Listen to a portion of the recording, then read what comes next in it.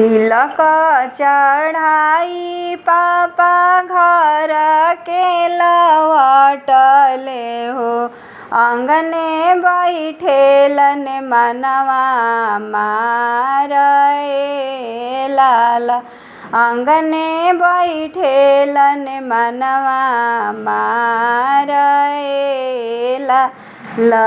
घर में से निकलली बेटी हो सुंदर बेटी। काहे पापा बैठ से मनवा मारिए लाला। काहे चाचा बैठ मनवा मार ए लाला।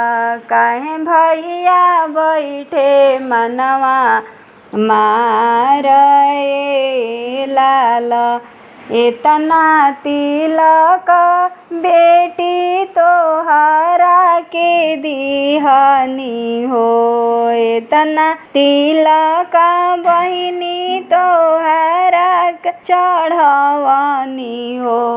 तबो ना बोलेलन दामाद ए लाला। मुखहु ना बोले बहनोई ए लाला। अरे तना तिलक पापा हमरा के दिहलहो। तना तिलक चाचा हमरा के दिहलहो। इतना तिलक भैया हमरा के दिहलहो। सिकड़ी खातिर रूसेलन दामाद ए लाला। अंगूठी खातिर रूसेलन दामाद ए लाला। इतना वचन जब सुनेलन आपन पापा। इतना वचन जब सुनेलन आपन भैया। चली दिहलन सासाराम बाजार ए लाला।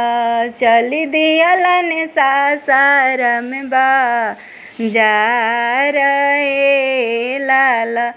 मोहर भंजाई पापा सिकड़ी खरीदले हो।